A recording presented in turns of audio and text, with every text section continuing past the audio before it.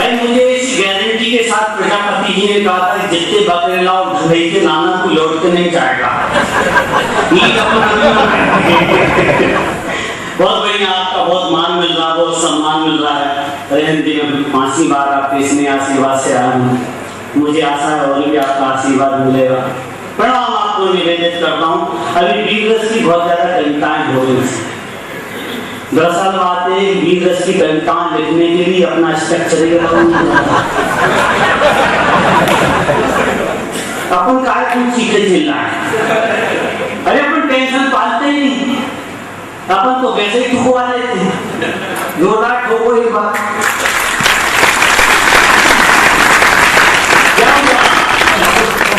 जोरदार आपको प्रणाम निवेदित करता हूँ अपनी ओर से। दोनों को तो भी एक बार क्या हुआ, एक लड़का अपनी माँ के पास पहुंचा। उसमें बड़ी वीररस की भावना जागृत हो गई। बोली माँ, बोला माँ मैं तेरे दूध का कर चुका दूंगा, तेरे दूध का कर चुका दूंगा। माँ बोली बेटा पहले दूध वाले के पैसे तो चुका दे। ऐसी ऐसी बहुत कविताएं पढ़ी जा रही थी। एक बार क्या हुआ, कारगिल का युद्ध चला तो पाकिस्तानी सैनिक ने अपनी पत्नी को पत्र लिखा। क्या बात सुनेगा, पाकिस्तानी सैनिक ने पत्नी को पत्र लिखा, तेरे से मिलने का मन है।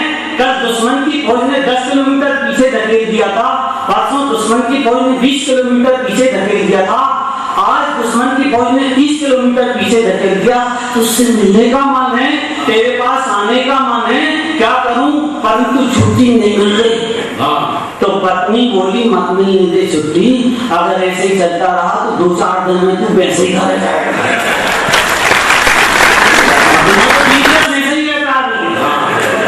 अपन टेंशन पालते ही नहीं।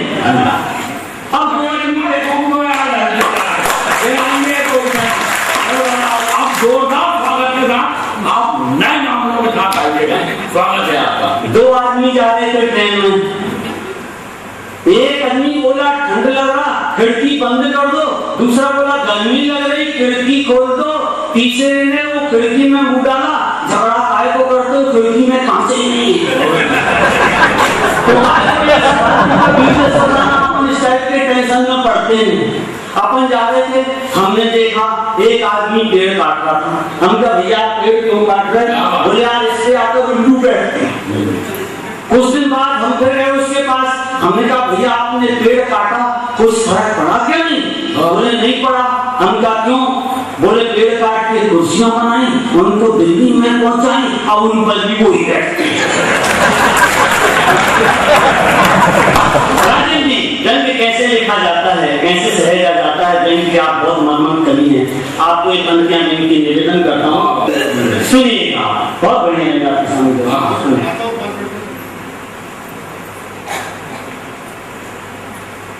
एक व्यक्ति हमारे पास आया, अपना दुखड़ा सुनाया, बोला मौसम सर्द है समझ नहीं आता, अरे शंकर शहर मुझसे भूखा नहीं जाता।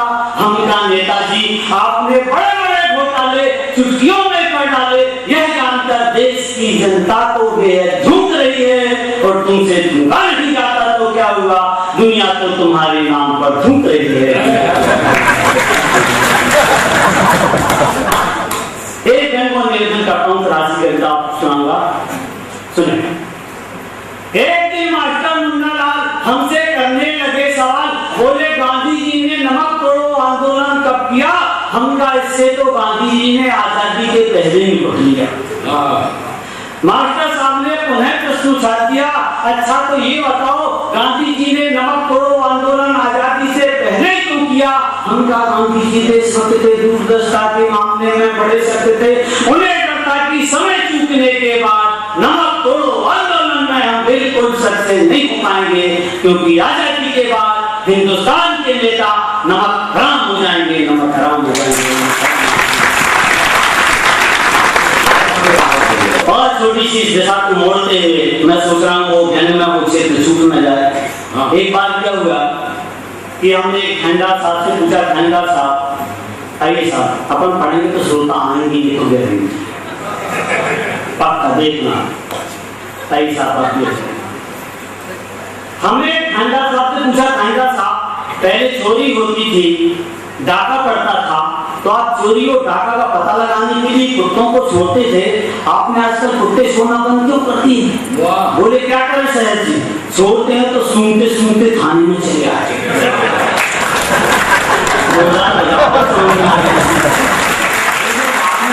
तो ठुकवाई लेते। एक बार क्या हुआ, एक बात तो मानना पड़ेगा शंकर भाई ने कहा जो तालियां ठुकवाने का जो अंदाज मैंने ऐसा ठोंकू आज तक नहीं देखा। आप जोरदार एक बार देखो ये पुलिस के कविता अपन इसलिए सुना रहे जहाँ पुलिस है ही नहीं, जहाँ होती अपन सुनाते ही नहीं। क्या टेंशन पाले, अपन टेंशन लेते ही नहीं।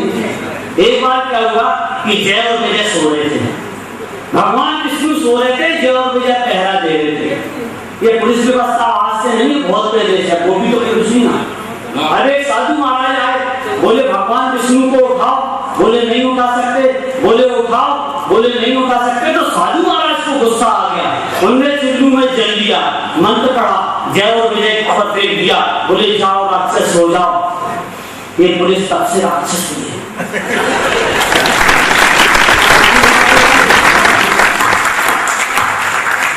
बोल तो भाई जाएंगे, चार पंचायत निवेदन करता हूँ सुने। एक पुलिस कर्मचारी ने चोर से कहा, यार तू फिर क्या पकड़ा? मैं तेरा नहीं दूंगा, कोई रुका मत करना, कोई सवाल जल्दी याद नहीं। तो ये सुनकर चोर ने मानो पुलिस जवान के कोड़ी कोड़ी चुकाए, पुलिस वाले को चार चांटे जमाए। तो पुलिस वाला बोला, क्यों बे बाप दादों से चले आ रहे संबंधों को तुड़ाए, आधा करने से हो रहा है। तो चोर ने पूर्ण समझाया, नहीं पुलिस जी, आधा करने के हिसाब से ही मैंने चार चांटे जमाए। दरअसल बात है कि आज मुझे पकड़ने वालों ने लगे।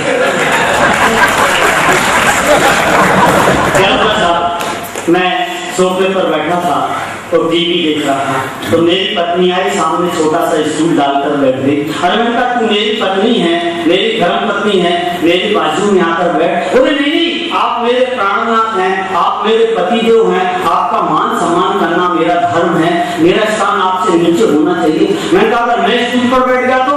बोली मैं चौकी पर बैठ जाऊंगी। मैंने कहा अगर मैं चौकी पर बैठ गया तो? बोली मैं फर्श में बैठ जाऊंगी। मैंने कहा अगर मैं फर्श में बैठ गया तो? बोली मैं फर्श में गड्ढा खोद कर बैठ जाऊंगी। मैंने कहा अगर मैं गड्ढे में बैठ गया तो? बोली बैठ जा, मैं गड्ढा कूद दूंगी। अलग किसकी होती है साहब। हमारे पड़ोस में रामलाल रहते हैं, रामलाल टीवी पर शोले फिल्म देख रहे थे, तो बच्चे को नींद आ गई, तो रजाई उड़ाती, पत्नी बोली मैं चाय बनाकर लेके आती हूँ। पत्नी सम्मान में जोरदार ताली बजाइए। पत्नी बोली मैं चाय बनाकर लेके आती हूँ। पत्नी चाय बनाकर लेके आई तो जब तक रामलाल के सिर पे गब्बर सिंह सवार हो गया। ओहो, रामलाल बोले चाय बाद में पीऊंगा, पहले छमिया दो चार ठुमका तो लगाई दे। बच्चे ने मुंह पर से रजाई वाड़ी, बोले बसंती इस कुत्ते के सामने मार।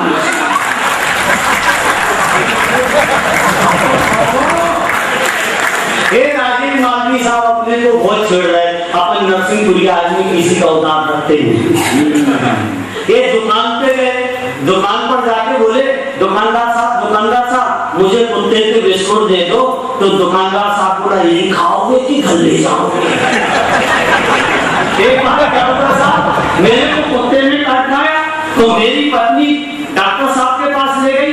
डॉक्टर साहब ने दवा पट्टी करी और कहा ध्यान रखना ये कुत्ता कहीं मारना चाहे। तो मेरी पत्नी बोली देखा डॉक्टर साहब को ज्यादा तुमसे ज्यादा चिंता कुत्ते की है, तुम्हारी औकात तो कुत्ते से भी नहीं है।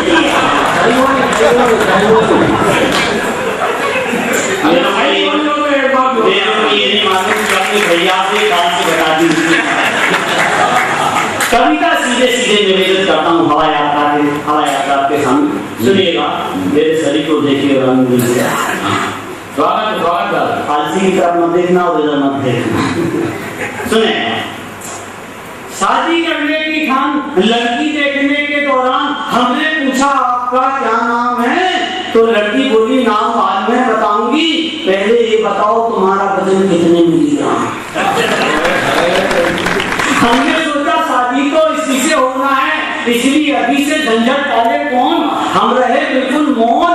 उस समय की उस लड़की का यानी वर्तमान में हमारी श्रीमती का हमारी नजरों में फर्स्ट इंप्रेशन इस कदर चढ़ा कि शादी के बाद आज तक हमारा वजन 1 किलो भी नहीं बढ़ा। कभी कभार जीवन में आई बहार और किसी हफ्ते हमारा वजन 1 किलो बढ़ा, बगैर बताए श्रीमती जी की नजरों में चढ़ा तो मैं फौरन मैंने सफाई देने सामने डट गया। पर जैसे ही उन्होंने मुझे घूर कर देखा मेरा वजन 2 किलो बढ़ गया। हमारा वजन बहुत कम है पर इसका हमें नहीं कुछ गम है। इसी के कारण हमारी मोटरसाइकिल सड़क पर सबसे आगे बढ़ती है और वजन कम होने से उसमें कभी हमारी डलवाना पड़ती है। पहले मत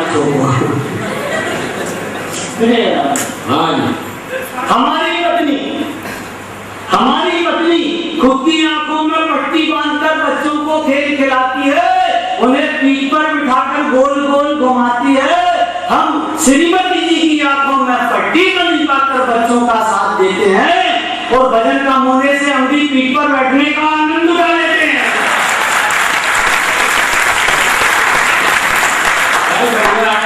एक बार हमें कवि सम्मेलन में दिल्ली जाना था, भोपाल पहुंचकर वहां से हवाई जहाज मिलाना था, पर हमारी किस्मत टूट गई। भोपाल पहुंचने के पहले हवाई जहाज छूट गई। अचानक आंधी आई और हम उसके रुख के साथ मुड़ गए। हमारा वजन कम था इसलिए हम हवा के साथ दिल्ली की तरफ मुड़े। हवा यात्रा यहाँ से आसमान में चला सिलसिला। सबसे पहले हमें उल्लू मिला, हमका डूब मरो उल्लू, हम ले आए भर पानी चुल्लू।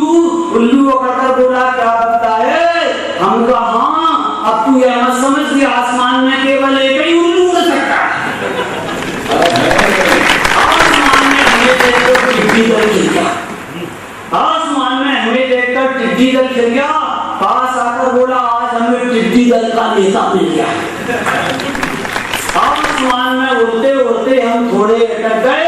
इतनी में सूखा पेड़ समझकर हमारे शरीर से कुछ संपादन लटक गए। आसमान में हमें देखकर नारद जी बोले तू हाथ से कभी शंकर शहर से मेरी पहचान में आ गया, तुझे चैन नहीं पड़ी, श्रोताओं को ढूंढते ढूंढते आसमान में आ गया। एक बार क्या होगा था, हम कविता पढ़ रहे, बहुत जोर जोर से कविता पढ़ रहे, कुछ श्रोता ताली नहीं बजा रहा। एक श्रोता ने ताली बजाई, हम उसके पास गए, हम कहा आप बहुत बढ़िया श्रोता हो यार, केवल आप ही ताली बजा रहे। बोले हम ताली थोड़ी बजा रहे, हम तो तमाकू ठोक रहे हैं।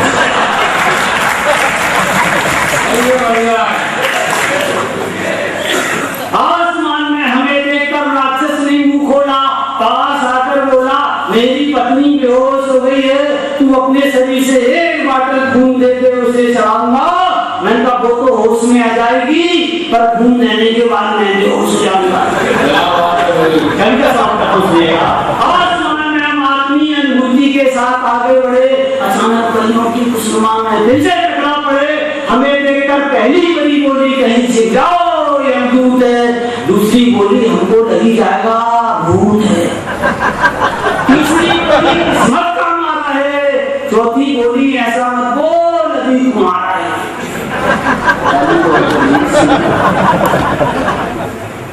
मैडम को अभी से हंसी आ रही।